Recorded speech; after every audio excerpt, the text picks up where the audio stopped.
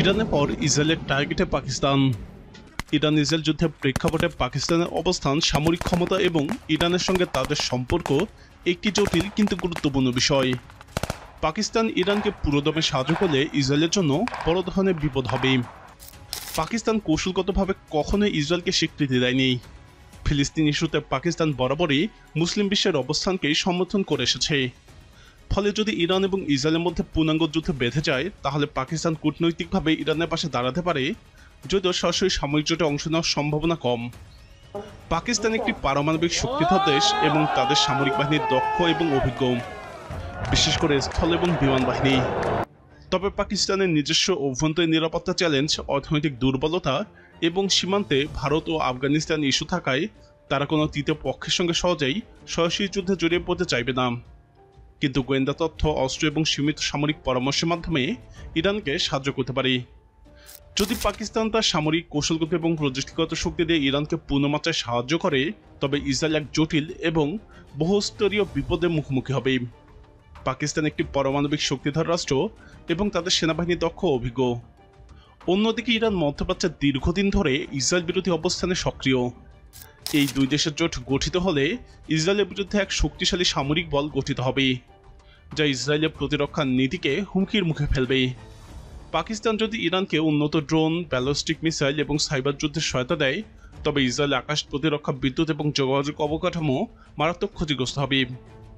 সেই সাথে মুসলিম বিশ্বে পাকিস্তানের জনপ্রিয়তা এবং প্রভাবের কারণে অন্যান্য মুসলিম দেশগুলো ইরানের প্রতি সহানুভূতি দেখাতে পারে, যা ইসরায়েলের কূটনৈতিক বিচ্ছিন্নতা আরও বাড়িয়ে তুলবে। তাছাড়া পাকিস্তানের সাহায্য ইরান যদি সাময়িকভাবে আরও আক্রমণাত্মক হয়ে ওঠে, তবে ইসরায়েল বাধ্য হবে একযোগে গাজা, লেবানন, সিরিয়া এবং ইরানের বিরুদ্ধে প্রতিরক্ষা শক্তি সাজাতে, যা তার সেনাবাহিনীর উপর ভয়ঙ্কর চাপ তৈরি করবে।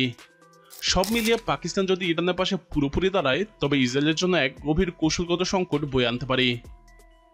পাকিস্তান যদি ইরানকে প্রকাশ্যে সমর্থন করে, তবে তা মুসলিম বিশ্বের একতা রক্ষার বার্তাও দেবে।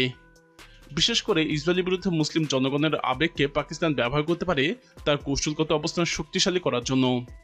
তবে এতে সৌদি আরব এবং আরব আমিরাতের মতো মিত্র দেশগুলোর সঙ্গে সম্পর্ক ঝুঁকির মুখে পড়বে। পাকিস্তানের প্রতিরক্ষা মন্ত্রী খাজা আসিফ গত মাসে সতর্ক করে বলেছিলেন, মুসলিম দেশগুলোকে অবশ্যই ঐক্যবদ্ধ হতে হবে, না হলে সবার পালা আসবে। তার এই বক্তব্য যতটা না কূটনৈতিক আক্ষেপ, তার চেয়ে বেশি সতর্কতা সংকেত। গত মাসে ইসরায়েল ইরানে হামলা চালায়। পশ্চিমা নেতারা এবং গণমাধ্যম বাস্তবতাকে উল্টে দিয়ে ইরানকেই হুমকি হিসেবে ঘোষণা করে। এই ঘটনা যে হিম করার প্রশ্ন হলো, তা হলো এরপর কার পালা। বৈশ্বিক নিরাপত্তার নামে দশকের পর দশক ধরে একের পর এক দেশে যেভাবে শয়তান এবং অবৈধ তকমা দিয়ে নিশ্চিহ্ন করার ঘটনা ঘটেছে, তাতে বিষয়টি উপেক্ষাও করা যায় না। পশ্চিম এখন আর জাতিসংঘের প্রস্তাবে প্রয়োজন পড়ে না। তাদের সামনে নতুন কৌশল চলে এসেছে। বর্তমানে একটি দেশের সার্বভৌমত্ব ধ্বংস করে দেওয়া হলো সংবাদ মাধ্যমের শিরোনাম, অর্থনৈতিক অবরোধ এবং বয়ান নির্মাণ যুদ্ধের মাধ্যমে। সেটা যদি ব্যর্থ হয়, তাতে সমস্যা নেই।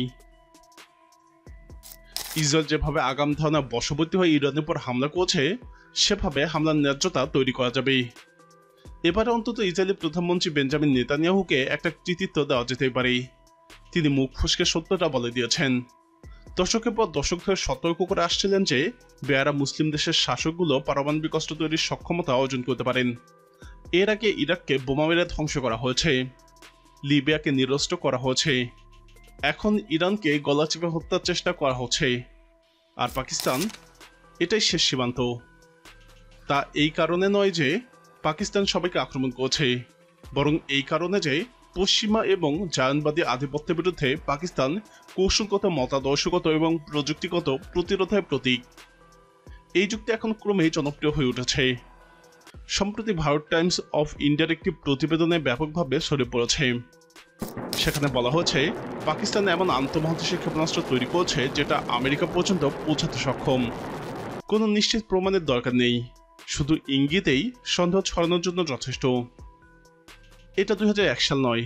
এখন আর কেউ স্যাটেলাইট থেকে তোলা ঝাপসার ছবি দিয়ে ব্যাপক বিধ্বংসী অস্ত্রের গল্প বানিয়ে বিক্রি করে না, কিন্তু উদ্দেশ্যটা একই রয়ে গেছে। পাকিস্তানের পারমাণবিক সক্ষমতাকে এমনভাবে তুলে ধরা হচ্ছে যেন এটা একটা বৈশ্বিক বোঝা। ব্রিটিশ ট্যাবলয়েড এবং নিরাপত্তা বিশ্লেষক বিষয়ক ট্যাঙ্কগুলো এখনই নিয়মিত পাকিস্তানকে একটি অস্থিতিশীল রাষ্ট্র হিসেবে বর্ণনা করছে, যে রাষ্ট্র উগ্রবাদের প্রতি সহানুভূতিশীল এবং পারমাণবিক যুদ্ধ শুরু করার জন্য মুখিয়ে আছে। ডেইলি মেইলে এক সাম্প্রতিক প্রতিবেদনে সেই ক্লিশে বয়ান আবারও দেখা গেছে। পাকিস্তানের সামরিক নেতৃত্ব নাকি যুক্তিসঙ্গত কারণে নয়, ধর্মীয় উন্মাদনা বশবর্তী হয়ে ভারতের সঙ্গে সংঘর্ষ কিনারায় পৌঁছে গেছে। একজন ভারতীয় নিরাপত্তা বিশ্লেষকের বরাতে সেখানে বলা হয়েছে, পাকিস্তান উগ্রপন্থী ইসলামী রাষ্ট্রে পরিণত হয়েছে। এ ধরনের অভিযোগ যে কতটা ফাঁপা সেটা এই অঞ্চল সম্পর্কে যাদের ন্যূনতম জ্ঞান আছে তাদের পক্ষে বোঝা যথেষ্ট। নানা সংকট থাকা সত্ত্বেও গত 7 দশকের বেশি সময় পাকিস্তান কখনোই কোনো ধর্মভিত্তিক দলকে নির্বাচনের মাধ্যমে ক্ষমতা আনেনি। ভোটাররা সবসময় ব্যালটের মাধ্যমে ধর্মতন্ত্রকে প্রত্যাখ্যান করে এসেছেন। অন্যদিকে ভারতে এমন একজনকে উৎসাহের সঙ্গে ভোট দিয়ে ক্ষমতায় বসিয়েছেন, যিনি 2002 সালে গুজরাটে গণহত্যার সময় সেখানকার মুখ্যমন্ত্রী ছিলেন। অভিযোগ আছে যে তিনি সে সময় চোখ বন্ধ করে রেখেছিলেন। সেই ব্যক্তি নরেন্দ্র মোদী এখন এমন একটি দলের নেতৃত্ব দিচ্ছেন যেই দল প্রকাশ্যে একটি হিন্দুত্ব জাতীয়তাবাদী ভিত্তিক রাষ্ট্র গঠনের কথা বলে, যেখানে মুসলিম এবং অন্যান্য সংখ্যালঘুদের প্রান্তিক করে তোলা হবে। এরপরও ব্রিটিশ এবং পশ্চিমা গণমাধ্যমে একটি বড় অংশ ভারতকে এখনও যুক্তিবাদ নির্ভর রাষ্ট্র এবং গণতন্ত্রের বাতিঘর হিসেবেই দেখে। এই দ্বিচারিতাকে হাস্যকর বলা যেতে পারে, যদিও সেটা বিপজ্জনক না হতো।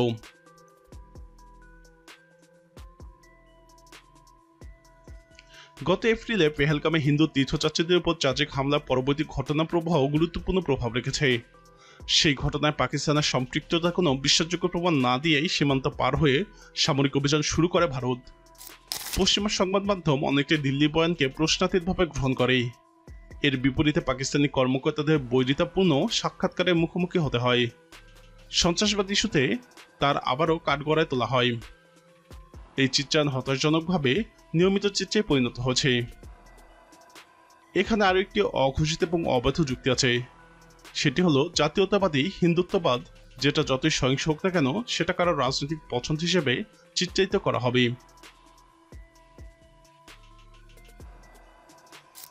পাকিস্তানের বিষয়ে পশ্চিমা সমস্যাটা আসলে দেশটি যা করছে তা নয়, বরং পাকিস্তান যেসব বিষয়ে প্রতিনিধিত্ব করে তার জন্য।